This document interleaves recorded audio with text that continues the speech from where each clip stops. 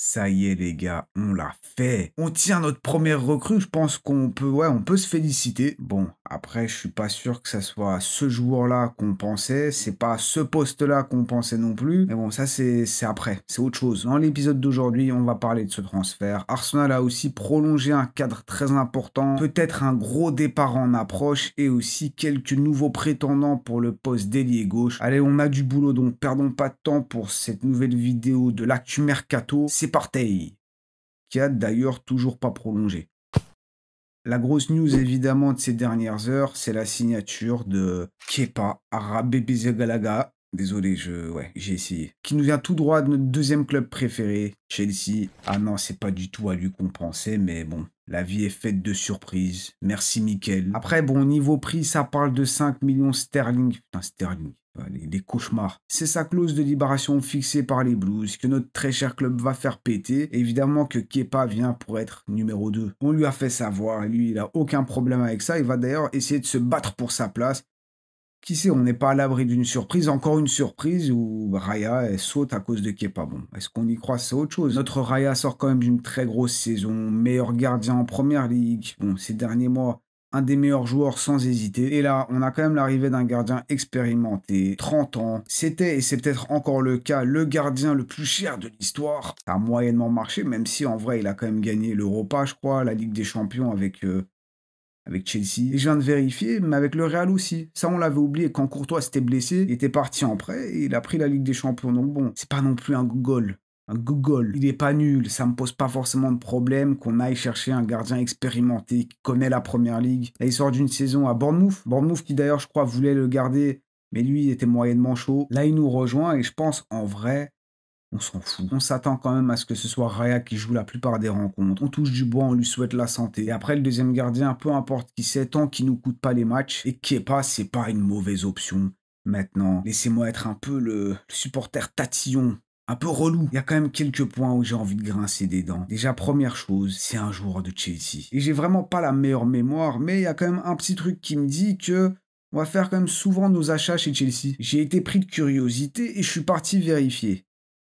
Là, ma mémoire, elle m'a pas déçu. Puisque comme vous pouvez le voir ici, regardez un peu le titre en haut à gauche, je suis pas peu fier. Non, allez, on reste concentré. L'été dernier, il reste quelques minutes avant la clôture du mercato, Raheem Sterling débarque. En prêt, heureusement. La saison d'avant, c'est Waka Waka Kai Havertz qui arrive pour 75 millions. Encore avant, en hiver, c'est Jorginho qui signe. Saison 2021-2022, on a eu une petite année sabbatique. C'était pas mal. L'année d'avant, on est reparti avec un transfert gratuit de Willian, précédé par un autre Brésilien, David Luiz. Pardonnez-moi l'expression, mais le dinosaure là, Gunnersaurus, il explose si on prend pas un joueur de Chelsea. Chaque année, on va chercher un joueur là-bas. Et si vous regardez de plus près, le point commun entre tous ces joueurs-là, c'est que c'est des... Bon, je sais pas comment le dire. Des déchets, des restes. Ouais, ça reste quand même des êtres humains, donc on peut pas le dire comme ça. Mais c'est des joueurs non désirés par Chelsea. Willian, il veut prolonger pour 2 ou 3 ans. Le club, il est prêt à lui offrir 1 an. Du coup, ils se mettent pas d'accord. Il vient chez nous. Jorginho, c'est à peu près la même chose. David Luiz, il se fait vieux, ils veulent le changer. Il vient chez nous. Kepa, ça fait un long moment qu'ils essaient de s'en débarrasser. Il leur a coûté très cher. Bon, il va pas beaucoup leur apporter, mais voilà, enfin, il va partir. Sterling, Havertz, ils savaient plus quoi en foutre. Et nous, quand on leur donne un joueur, les Ashley Cole, Cesc Fabregas, comme par hasard, ça se passe comme un peu mieux. Vraiment, arrêtez ça par pitié. Ça, c'est le premier point. Deuxième point où j'ai envie un peu de grincer des dents, c'est qu'à la base, on était censé chercher ce gardien-là.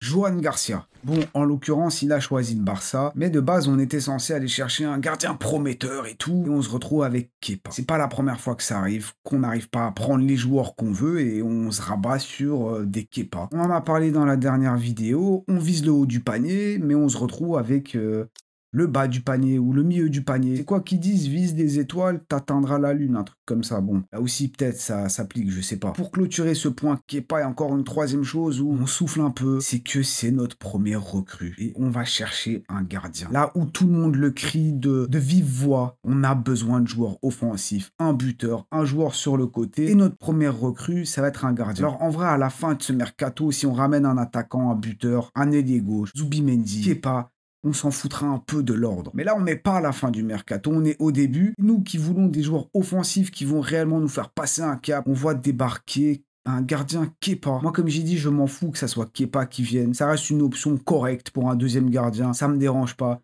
Mais toutes ces petites choses qui viennent s'ajouter, Chelsea, c'est notre première recrue, Johan Garcia, on a besoin d'un neuf, on va chercher un gars. Ça fait beaucoup. C'est relou.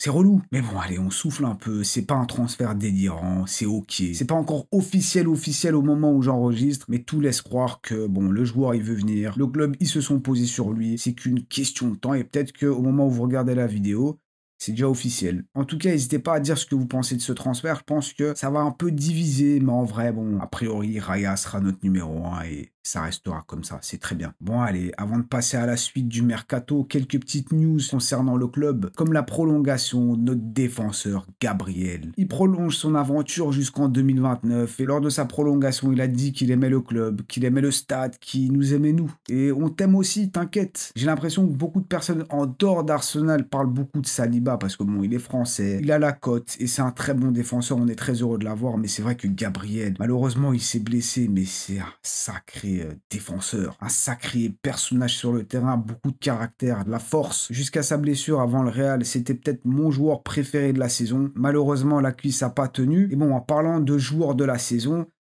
on a les votes. C'est Declan Rice qui est élu joueur de la saison, suivi de Bukayo Saka et de David Raya. Ouais, moi ça me choque pas, même si c'est vrai que Declan Rice il a eu un démarrage assez lent et David Raya, sur l'ensemble de la saison, était quand même très fort, donc j'aurais peut-être plus vu de lui, mais en vrai, ça passe, c'est ok. Faites votre petit top 3 dans les commentaires, on va voir si on est d'accord entre Gunners. Andrea Berta, notre directeur sportif, va renforcer, on va dire, son staff, son équipe, puisque l'ancien chef du scouting de la Juventus, notamment Tognosi, désolé je connais pas la prononciation, mais visiblement il va renforcer notre équipe. Encore une nouvelle recrue, ça fait 2. En ce qui concerne le poste de buteur, on en parle beaucoup, donc on va pas trop rentrer dans les détails, mais apparemment Sesco, c'est lui. C'est lui l'élu. On va faire une vidéo un peu plus détaillée sur la situation. Gyökeres, quant à lui, apparemment, il veut aller à Manchester United. Ça change tous les jours. Je suis perdu. En tout cas, comme on l'a dit dans la dernière vidéo, le club, malgré tout, continue les négociations pour les deux joueurs. C'est un peu la tactique de Berta. Il aime bien avancer sur plusieurs dossiers et à la fin, il en choisit qu'un. Donc le poste de buteur, c'est pas encore pour tout de suite. On va suivre ça de très près. Et l'aile gauche maintenant avec,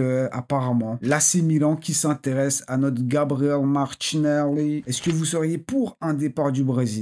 En tout cas, le club italien s'intéresse à lui parce que Leao apparemment a envie de partir. T'as le Bayern qui est dessus, Arsenal qui l'observe, mais apparemment Leao, c'est pas forcément une priorité. C'est un joueur on garde un œil dessus, vous connaissez. Mais c'est pas une priorité, certains affirment que Milan serait même prêt à le laisser partir pour 70 millions d'euros, un truc comme ça. On est loin des 150 millions que le supporter de Milan m'avait donné. Moi je l'ai dit, Martinelli, ça me dérange pas en tant que remplaçant, et ça pourrait même être un rôle assez sympa pour lui, mais en tant que titulaire, faut du 109. Et Arsenal, bon en parlant de 109, apparemment il y a des nouveaux candidats, notamment lui, Morgan Rogers, la pépite anglaise, d'Aston Villa, la petite pépite d'Unai Emery, mais je vous arrête tout de suite.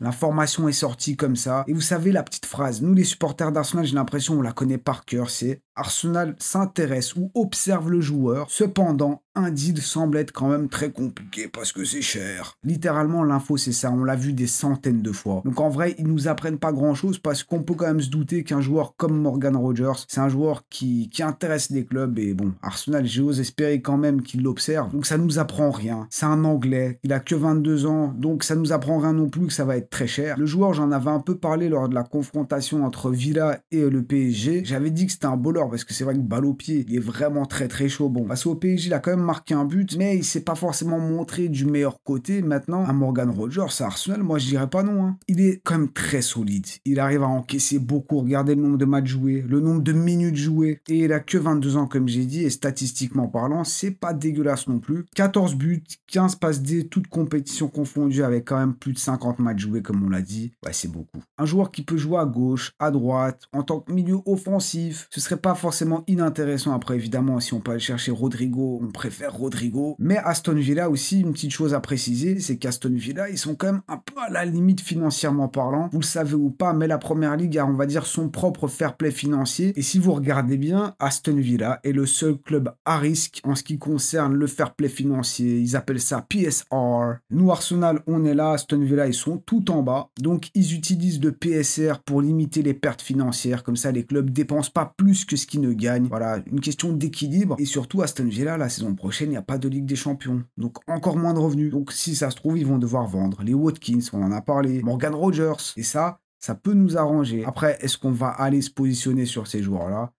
Ça, c'est encore autre chose. Prochain candidat qu'on observe, c'est lui, c'est Mohamed Kudus de West Ham. Encore une fois, un bowler, le Ghanéen qui apparemment veut rejoindre le football européen. Bon, à West Ham, c'est un peu compliqué, ils ont fini dans les derniers. Il aurait une clause de libération de 100 millions, mais Arsenal le valorise plutôt à 50, 60, donc, mais pas très très proche du compte. En tout cas, voilà, c'est une nouvelle option. Qu'est-ce que vous en pensez? Statistiquement parlant, bon, c'est pas ce qui va forcément nous convaincre. Après, il joue à West Ham, ça, il faut pas l'oublier. En soi, c'est un bon joueur, il a que 24 ans, il connaît la Première Ligue, c'est pas trop mal. Après, est-ce que c'est suffisant? Ça, je sais pas, c'est la bonne question. Le dernier achat qu'on a fait à West Ham, c'est plutôt bien passé pour nous. Pourquoi pas recommencer? Moi, ça me dérangerait pas, mais c'est vrai que bon, c'est un peu cher ou pas, en vrai je sais même pas. Est-ce que c'est cher? On reste en première ligue avec un autre anglais, Eberechi Eze, le joueur de Crystal Palace qui aimerait peut-être suivre les traces de Olise et jouer pour un plus grand club. Plus grand club, cette saison, ils ont quand même pris un titre. La FA Cup là, face à Manchester City, ça fait un de plus que nous, mais bon.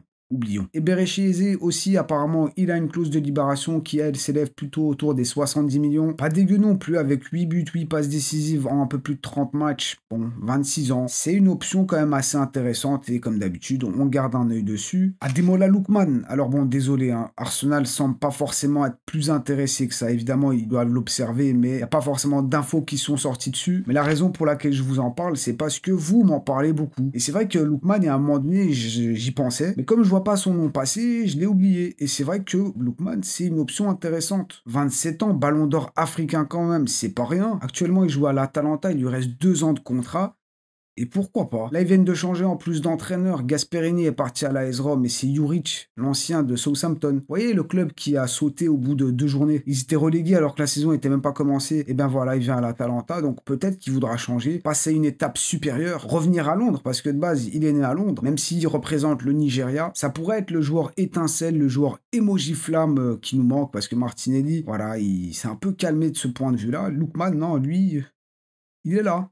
Vous inquiétez pas. On a parlé des stats des autres, donc on va le citer aussi chez lui. 31 matchs de championnat, 15 buts, 5 passes décisives. Il est estimé à environ 60 millions, donc ça peut être un peu plus cher, ça peut être un peu moins. Ça, ils peuvent négocier eux-mêmes. Mais comme j'ai dit, le problème, c'est que le joueur, il n'est pas trop cité. Donc je sais pas trop. Et par contre, j'ai eu une vision d'horreur cette nuit. Je vais vous balancer un nom, et les vrais fans d'Arsenal vont directement comprendre là où je veux en venir. Mais rien que d'y penser, ça me fait peur.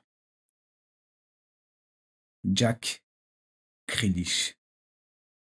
Ouais, je sais. Alors, je veux pas du tout qu'ils viennent, hein, vous me méprenez pas, mais ça me fait peur. Ça me fait peur parce que je vois totalement un monde où Arsenal, tout comme les Rashford, voire même Sancho, je sais, vraiment non, faut pas. Faut pas qu'on aille chercher ces joueurs-là. Mais j'ai pas envie que Arteta ait un éclair de génie et se dise, moi je vais les relancer, je vais leur montrer. Parce que Manchester City, apparemment, ils veulent s'en débarrasser, je comprends. Mais non, vraiment, c'est pas une bonne idée. Surtout qu'à Londres, à mon avis, un peu plus de boîtes de nuit qu'à Manchester, donc ça peut très mal se finir. Donc s'il vous plaît, Arsenal, restez concentrés sur les Rodrigo, mais faites pas n'importe quoi. Donc voilà, c'était le condensé des dernières informations qui sont sorties. N'hésitez pas à aller dans les commentaires qu'on continue la discussion sur Kepa. Qu'est-ce que vous pensez des derniers candidats au poste d'ailier gauche? Bon, dans tous les cas, on se retrouve en bas, dans les commentaires. Moi, je vous souhaite évidemment un bon début de semaine. Prenez soin de vous. N'oubliez pas le petit triplé, like, commentaire et abonnez-vous si ce n'est pas encore fait. Et tenez bon, très chers Gunners, on va y arriver ensemble.